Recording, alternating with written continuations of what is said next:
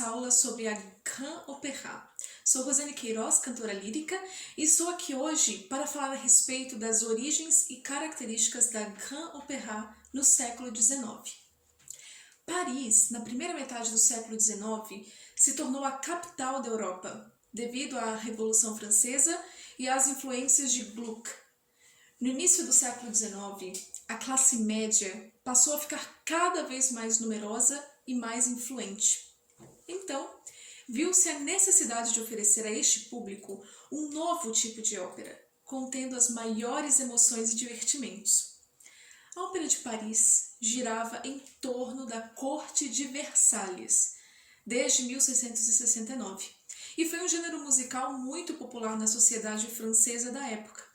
Porém, somente no século XIX é que a ópera assumiria um caráter nitidamente francês, com a tão aclamada Grand Opéra. A Grand Opéra, que em português significa grande ópera, deu continuidade à tendência da França, desde Lully, em dar o mesmo grau de importância que era dado à música, também ao espetáculo, com todo o seu aparato de figurino, cenário e etc.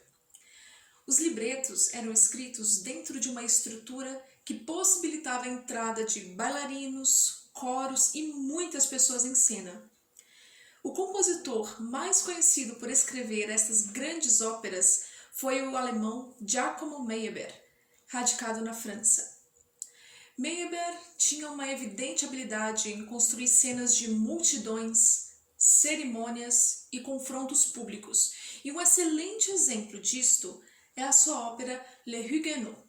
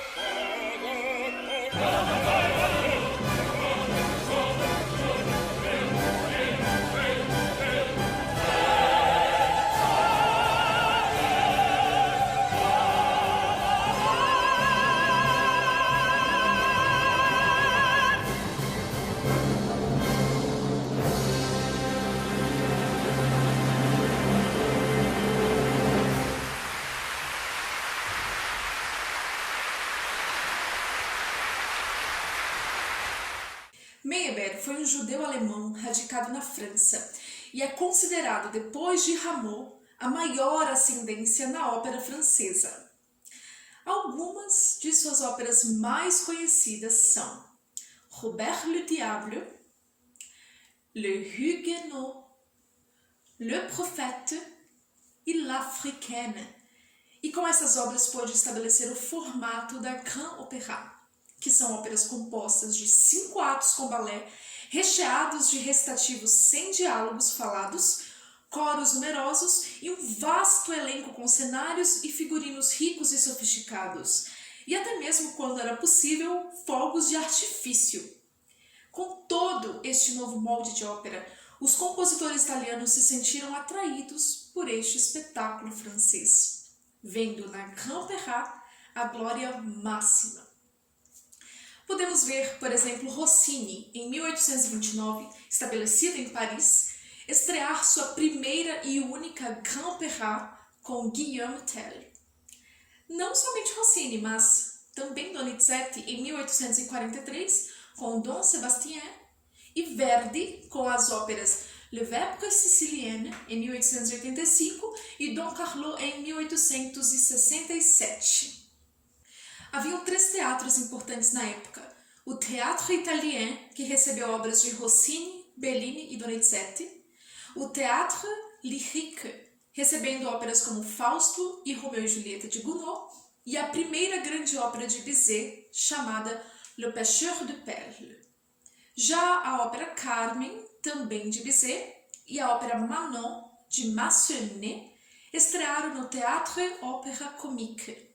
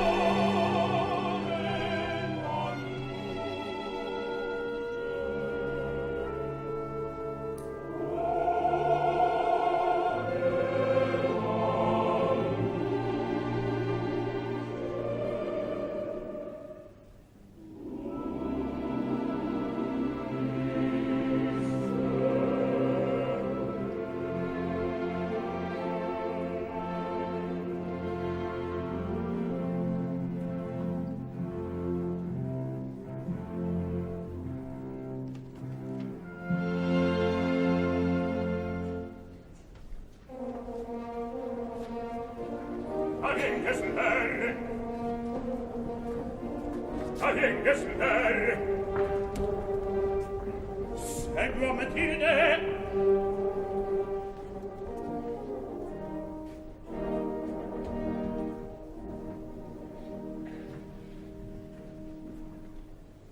Che sull'eri proscrivi i voti, udite, e i grida che non abbiam più patria. A Grand Opéra influenciou composições de Bellini, como por exemplo em sua ópera I Puritani, também Verdi, com Aida, e até mesmo Wagner, com Rienzi, sendo esta um perfeito exemplo de Grand Opéra. E também é possível percebermos em obras mais tardias de Wagner características deste gênero operístico francês, como por exemplo Tannhäuser, Lohengrin e até mesmo Götterdämmerung, o Crepúsculo dos Deuses.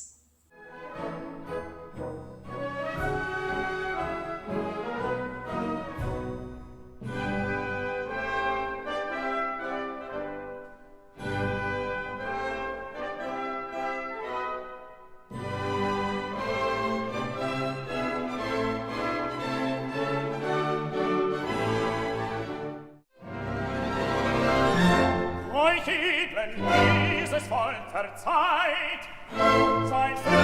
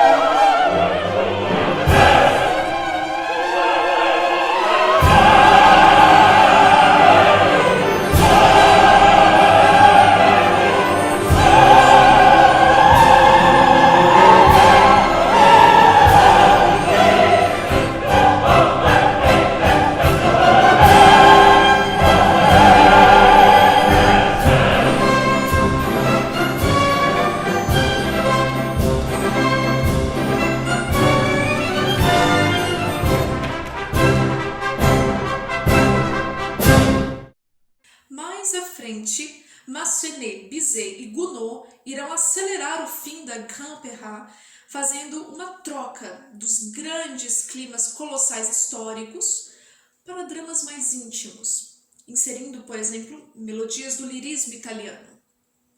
Espero que tenha gostado desta aula. Nos próximos encontros, iremos tratar sobre o bel canto e a ópera em números e a ópera contínua. Nos vemos em breve. Até lá!